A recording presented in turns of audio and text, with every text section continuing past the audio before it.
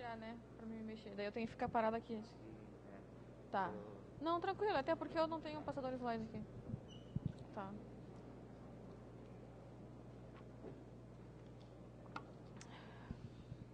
Pode começar? Quando que começa?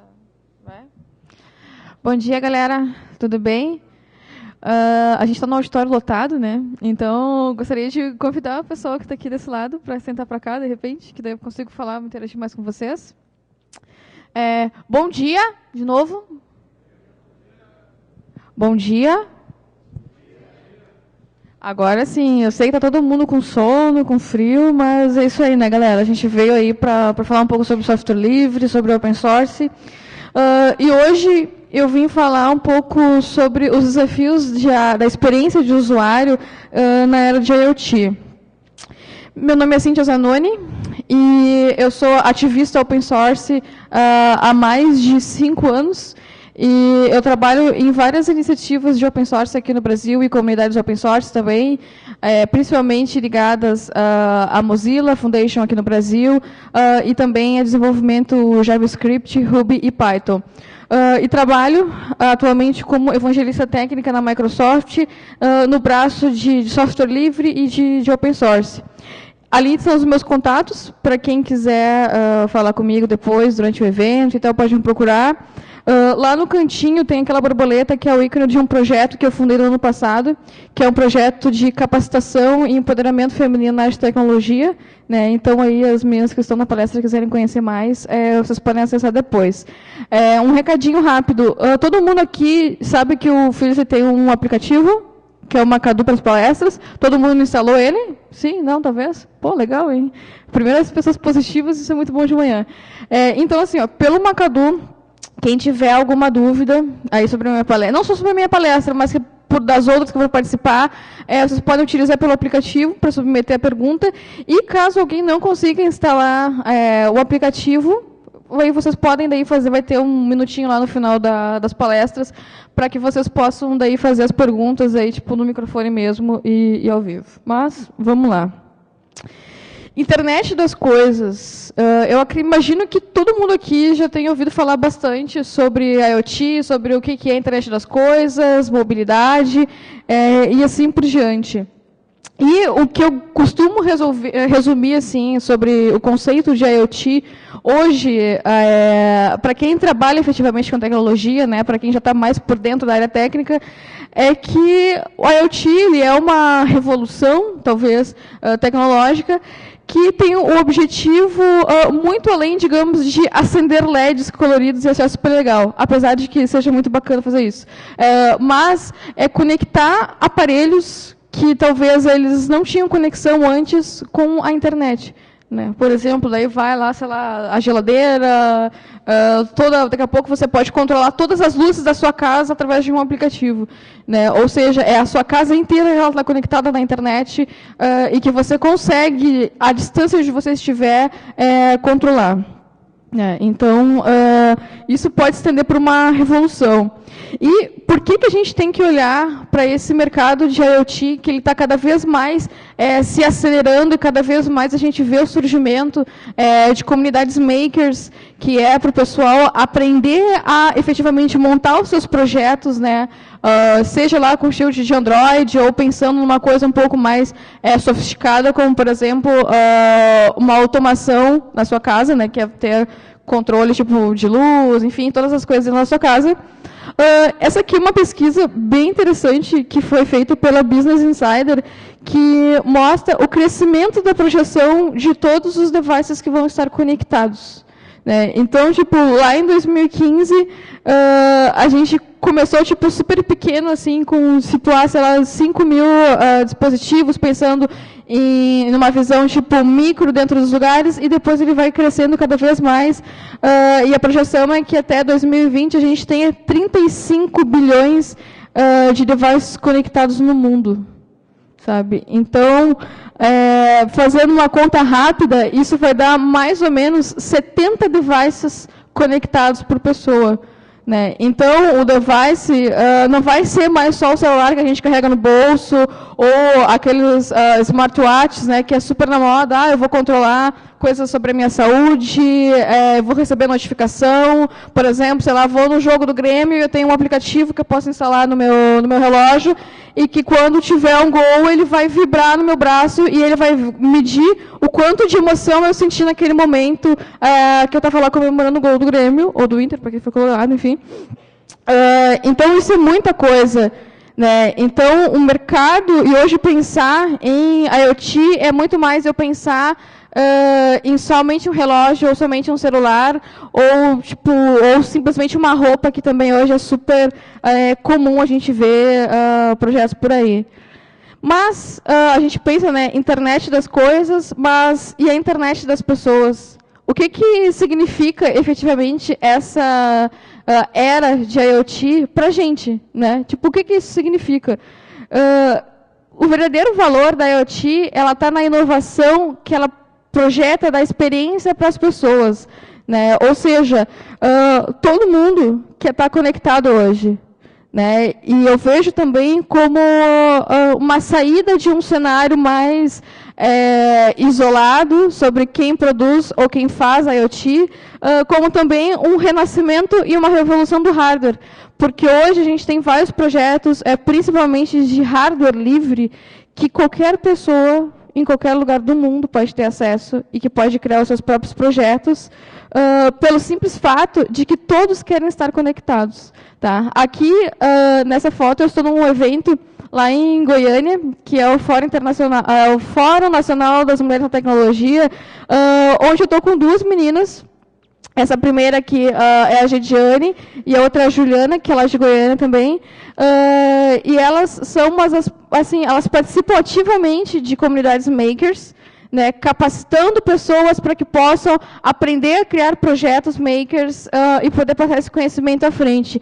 E, em especial, a Gediane, que é a primeira ali da foto, ela é conhecida como a senhora dos LEDs brasileiros, porque ela é uma das mulheres mais influentes dentro do mercado maker aqui no Brasil, porque ela desenvolve projetos. Aqui, por exemplo, a gente está, eu estou com uma coroa ali, que era toda feita com Arduino, e ela teve um custo super baixo, e que utiliza materiais que talvez eles fossem ser descartados, como, por exemplo, uma bateria de um celular. Né? Então, e ela está com uma tiara que ela tem um sensor de movimento que é com uma borboleta. Então, quando ela faz assim com a cabeça, ela faz o movimento, os sensores que estão conectados nesse Arduino, eles têm inteligência suficiente para saber que ela está fazendo assim, e que a borboleta ela tem que começar a fazer um movimento das asas. E a Ju, que está ali no meio, que está com a tiarinha da Mini, né, todo mundo sabe que a Mini é fofinha. Né? Então, quando ela faz esses movimentos assim, sou legalzinha, sou doce, etc., as orelhas da Mini, elas começam a se mexer também, e elas começam a acender várias cores diferentes com o mesmo circuito de LED.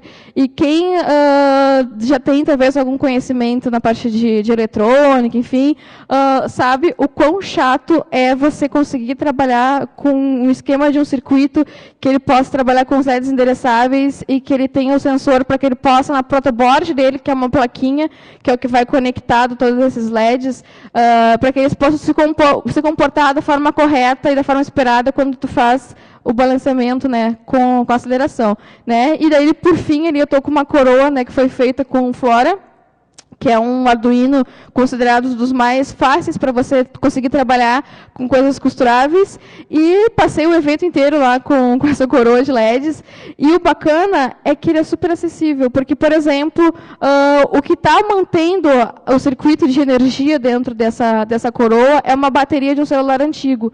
Né? Ela tinha lá um celular, por exemplo, que era um Nokia, todo mundo sabe que aqueles Nokia tijolão, né, dura um século a bateria. Né? Então, eu pude correr para todo lado no evento com a minha coroa de LED lá e funcionando 100%. Né?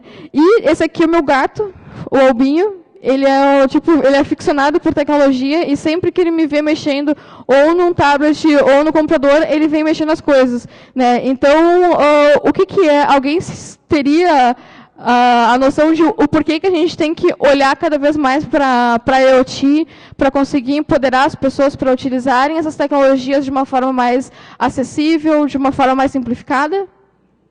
Cri, cri. Não? Ninguém? Resumo, as pessoas querem estar conectadas. Né? Cada vez mais você quer estar conectado, e a gente precisa... Eu penso assim, eu tenho um pensamento super simplista sobre tecnologia, e eu acho que é super bacana a gente estudar várias bibliotecas, várias linguagens de programação mais revolucionárias, mais atuais, mas eu acho que você está fazendo tecnologia da forma correta, o momento que você empodera pessoas que não detêm o mesmo conhecimento técnico que você. Né? Ou seja, quanto mais pessoas você conseguir conectar, seja ela tipo uma criança ou uma senhora idosa de 70 anos, é aí que você está fazendo a tecnologia da forma correta, porque você está entregando a tecnologia de uma forma mais libertária para essas pessoas.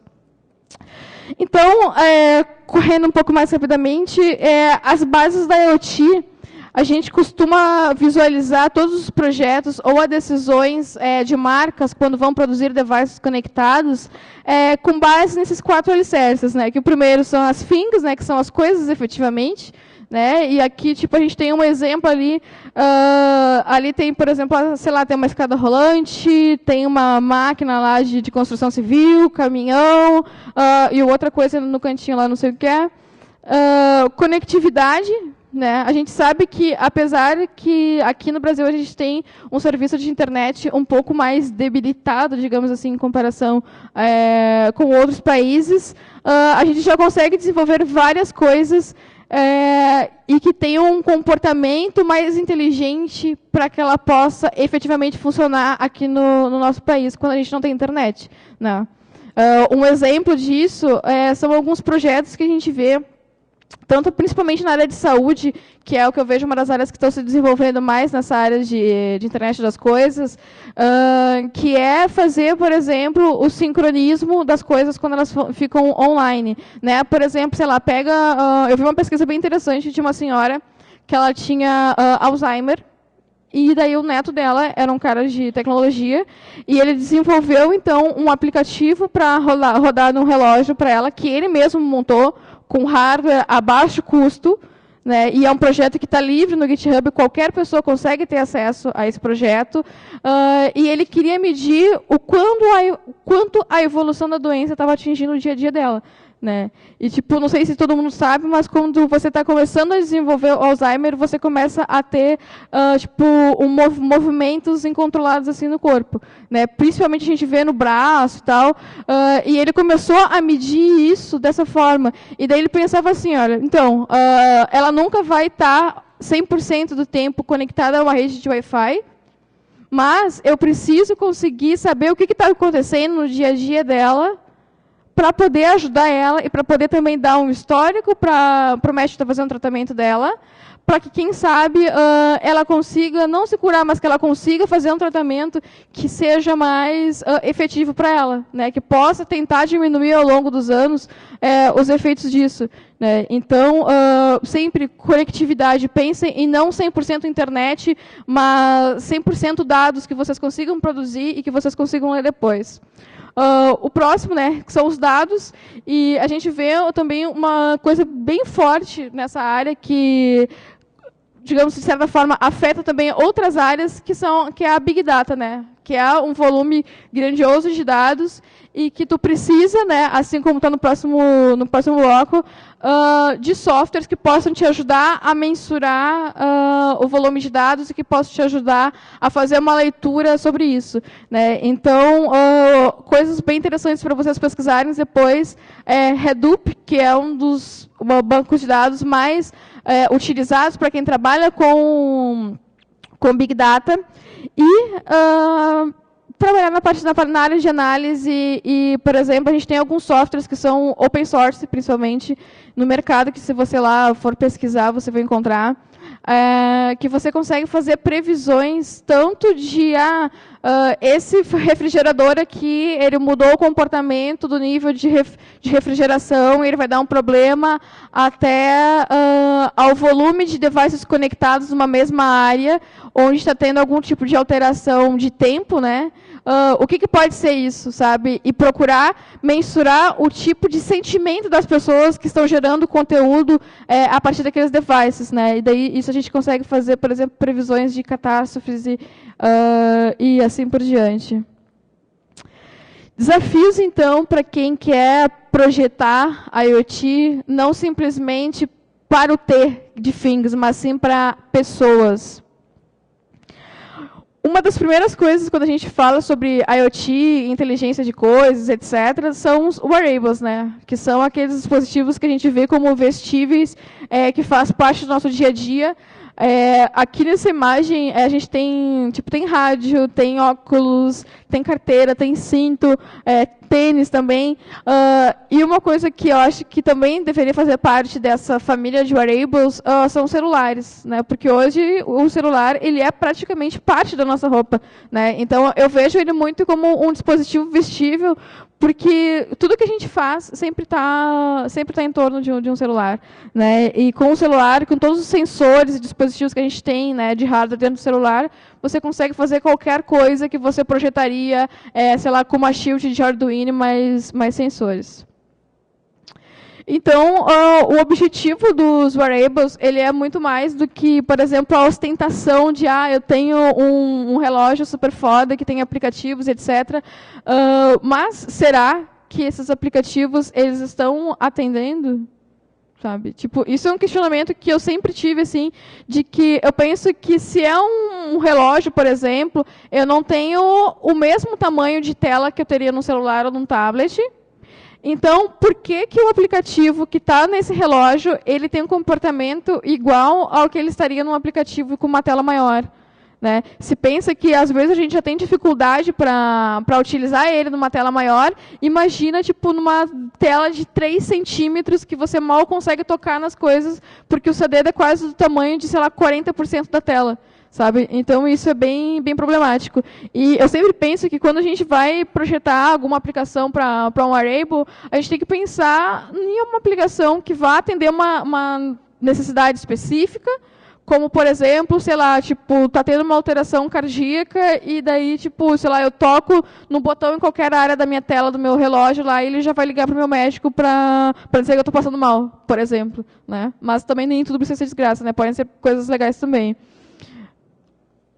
Aqui, nesse gráfico, a gente tem assim, as principais áreas e setores que hoje os wearables eles estão sendo desenvolvidos, né, que são trabalhados. Depois vocês conseguem ver o material da minha palestra lá no site do Macadu, ou no aplicativo, não sei. Em algum lugar do Macadu, vocês vão ver o meu material. E eu convido vocês a darem uma olhada depois. Até porque aqui no FISLE vai ter, acho que, se não me engano, um workshop nessa área de IoT e algumas coisas de hardware livre. E, quem sabe, vocês não podem projetar alguma coisa nessas áreas. Né? Eu sei que não dá para ler muito bem, mas aqui, por exemplo, lá no primeiro, eu tenho falando sobre segurança.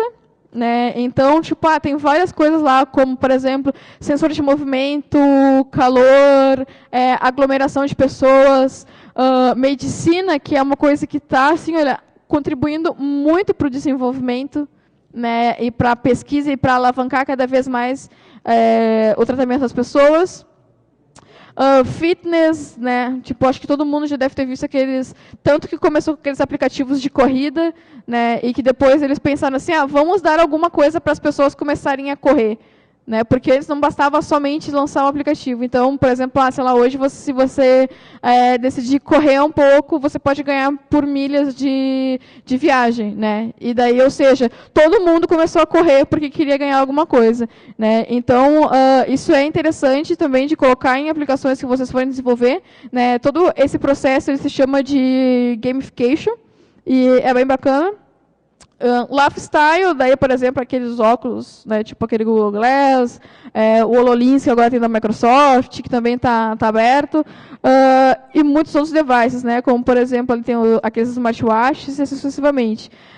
Comunicação e depois que eles chamam de glamour, sabe? Tipo, porque não botou nome de ostentação, né, no negócio, mas, enfim, que é você, por exemplo, costurar coisas e tornar as roupas mais inteligentes, né? Que daí você vê, por exemplo, saiu até esses tempos um vídeo de uns caras que eles fizeram um tecido que ele já vinha com alguns sensores já na própria malha da costura do tecido, e que daí você pegava literalmente o IP daquela roupa, tá? E daí você conseguia cadastrar lá com um código dentro de um aplicativo, e você conseguia, por exemplo, medir o aquecimento do corpo da pessoa, o quanto aquela pessoa gastava de calorias com o movimento. Imagina, se antes a gente tinha que correr lá atrás de milhas, imagina uma roupa que consegue ler totalmente tudo que está acontecendo no seu corpo, sabe? Tipo, eu acho isso assim, eu tenho medo um pouco dessas coisas, porque daqui a pouco essa roupa pode se transformar num robô ou num zumbi, uma coisa desse tipo. Mas pensa só o quão transformador é isso, sabe? Mas, enfim. Serviços de IoT. Aqui, né, nessa imagem, eu encontrei ela na internet, por aí. Mas ela é uma cidade, tipo, mapeada, ela é uma foto mapeada ali da cidade de Londres, que mostra não só ícones bonitinhos de aplicativos legais, mas a partir de uma leitura de machine learning, que é uma técnica, uma ferramenta que vocês podem utilizar para poder fazer leitura de sentimentos e interpretações de ações das pessoas com Big Data. E aqui mostra, nas regiões da cidade, o que as pessoas mais usam de dispositivos conectados, né? Então, vai desde ali, tipo, de um óculos, um smart glass, né? Não vou entrar no mérito de falar sobre máquinas, mas relógios, tênis com sensores, né? E assim sucessivamente. Características básicas, então, que devem ser consideradas quando a gente está projetando uma aplicação ou a gente está projetando um hardware para ser utilizado num projeto de IoT, né, ou de IoP, que é Internet of People. Um ou mais dispositivos embarcados, ou seja, quando você está projetando alguma coisa para IoT e que você quer fazer mais que um projeto de lab, mas você quer levar isso para as pessoas, você tem que ter consciência de que ele não é um device ou, sei lá, uma ferramenta, uma coisa que seja isolada, que seja individual, né? Você tem que buscar desenvolver coisas para que ele possa ter uma continuidade da experiência e no uso daquela aplicação em outras áreas, como, por exemplo, sei lá, você pode regular as coisas pela internet, você pode... Ih, está faltando luz. Você pode configurar o seu dispositivo através de uma tela maior, por exemplo, né, sem você precisar ficar lá, né, que nem a gente tem aqueles os relógios que a gente tem que pegar uma pinça para conseguir mexer na configuração dele, porque simplesmente, não sei vocês, mas tipo, eu sou pequena, mas eu tenho o dedo grande, então tipo, imagina você navegar numa tela tipo minúscula, né, quase impossível.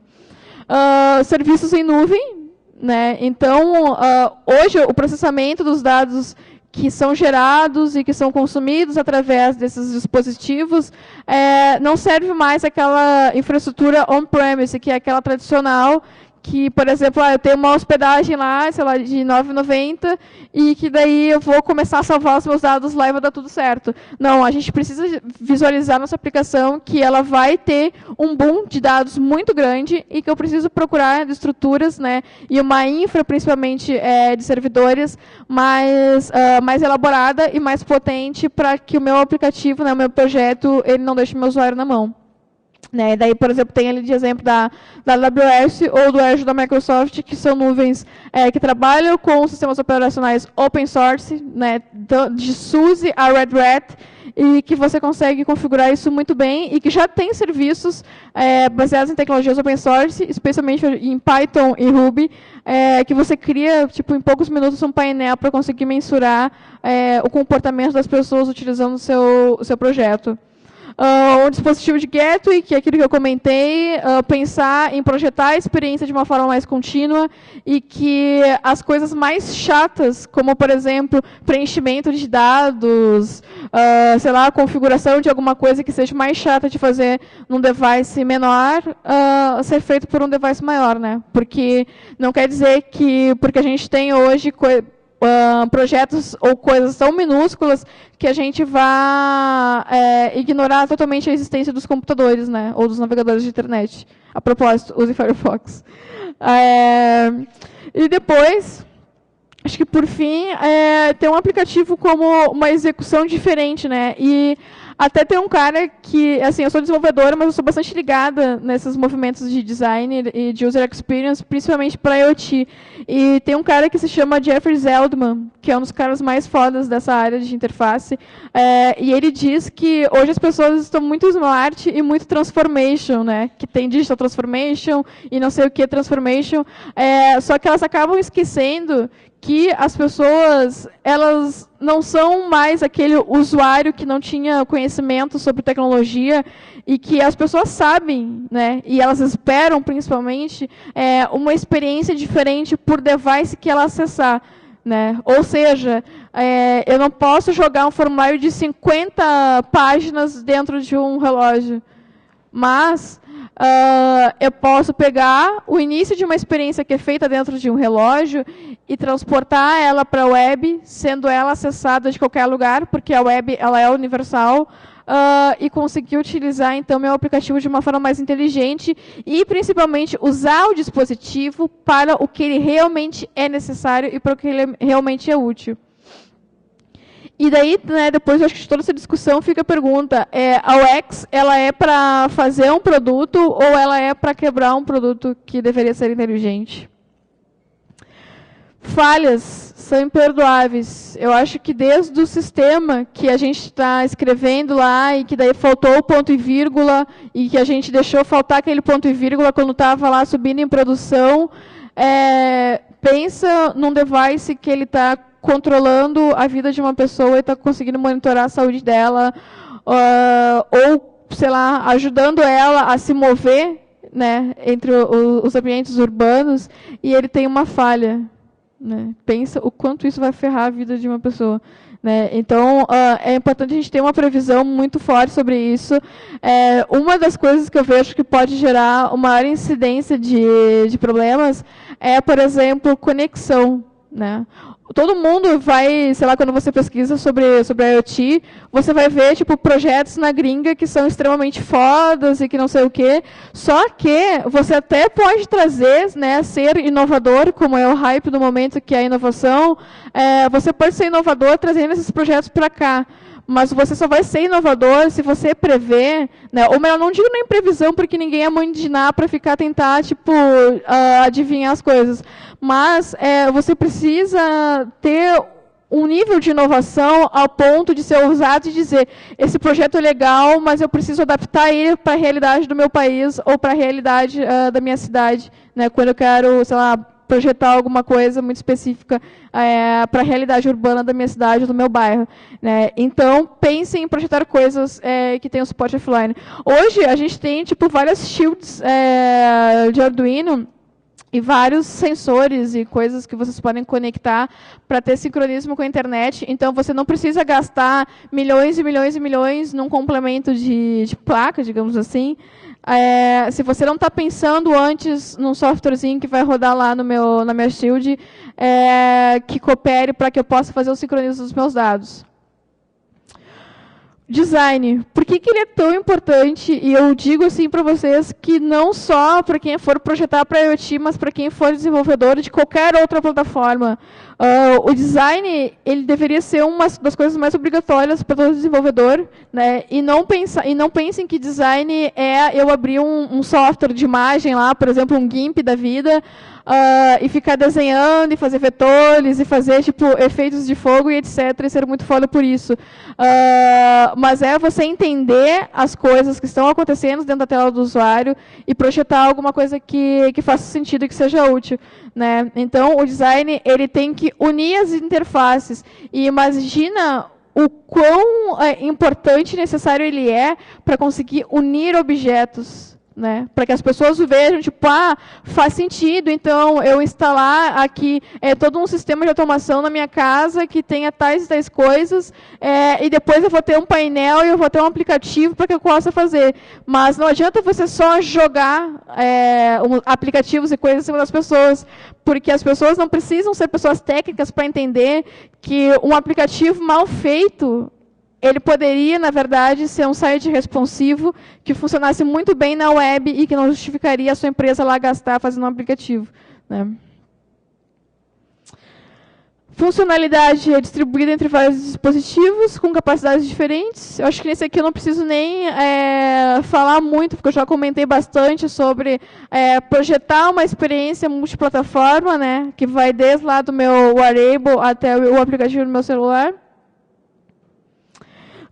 Uma UI para controlar múltiplas experiências, né? O que é uma UI? É uma user interface, né? Por exemplo, sei lá, tem um dashboard lá do meu projeto de, sei lá, de automação residencial, ou eu tenho, sei lá, um dashboard para controlar, por exemplo, os horários que os remédios têm que virem para os meus pacientes, né? Por exemplo, isso já existe e já existe há um bom tempo.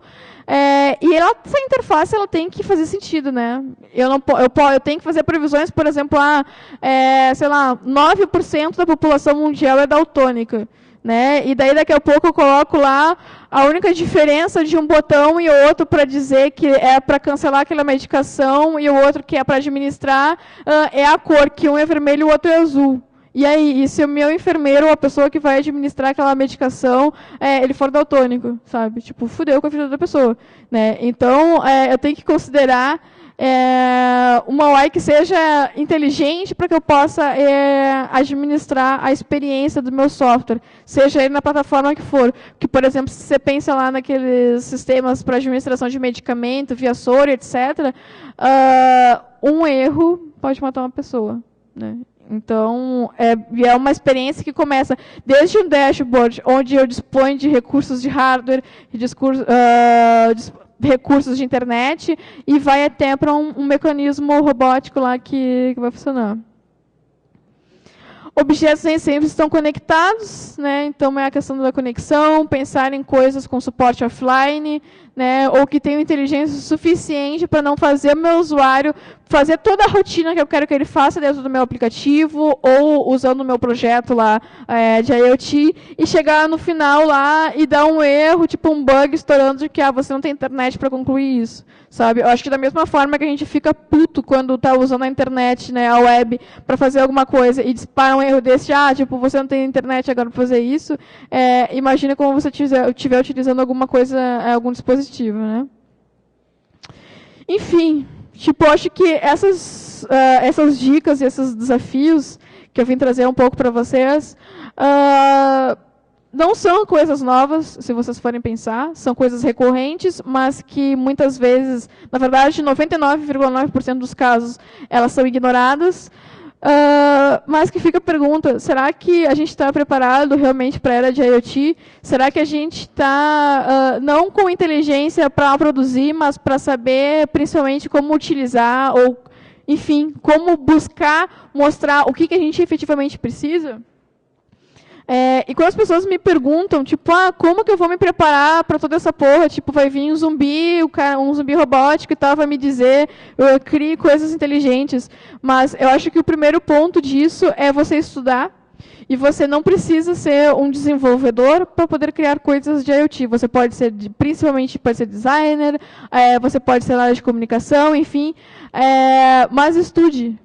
Sabe? Hoje, por exemplo, aquela menina que eu mostrei, que é a Gediane, ela não é desenvolvedora, ela é engenheira mecânica, e ela é formada na parte de automação industrial, e ela não tem muito conhecimento na área de desenvolvimento. Ela mesmo diz que o sonho dela é virar desenvolvedora um dia, porque hoje ela trabalha nessa parte de automação, na área de engenharia eletrônica.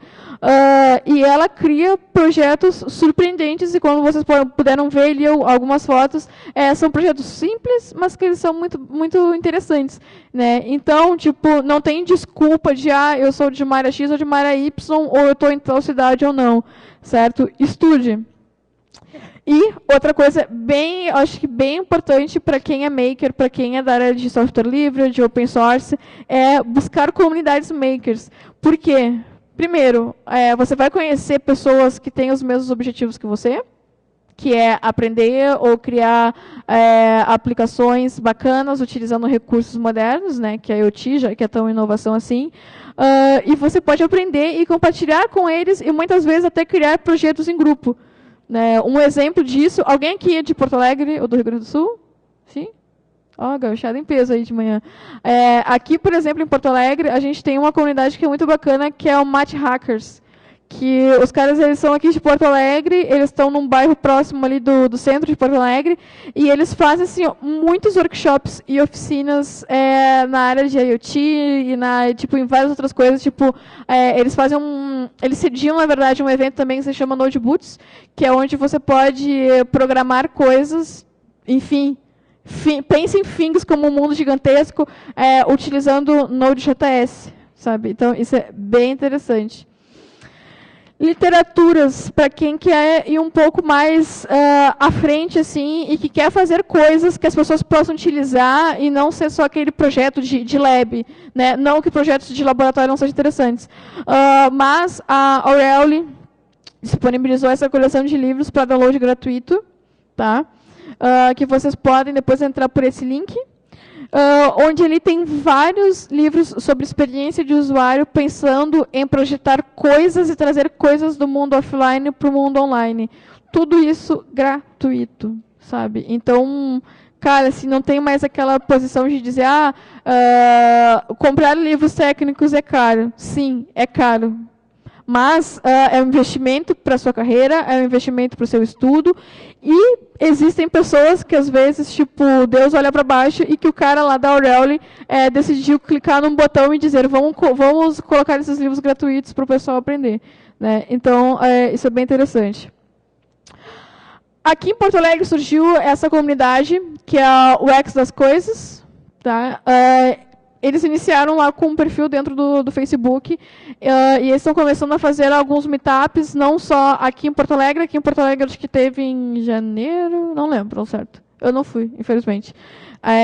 Mas que eles estão criando aí um movimento de UX aqui no Brasil, olhando para a interação com as coisas. Né? Então, eu acho bem interessante vocês participarem e olharem o que tem. Né? Eles têm um grupo também no Facebook, onde o pessoal fica trocando material e tal, então é bem bacana. E se vocês conhecerem mais grupos ou coisas desse tipo, olhando na experiência para projetar internet para as coisas ou para as pessoas, vocês me procurem depois e me falem, porque eu gosto bastante de divulgar essas iniciativas. E quem tiver daí alguma pergunta, pode levantar a mão, que daí a gente passa com o microfone. E eu agradeço, então, vocês, né, por terem acordado cedinho, para virem aqui, então, conversar um pouco sobre a experiência de usuário em IoT. E estarei aqui no evento até sábado, até o final do dia.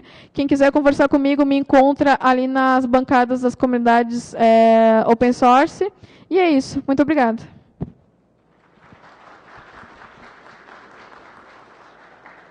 Deixa eu ver se alguém fez uma pergunta lá no Macadu.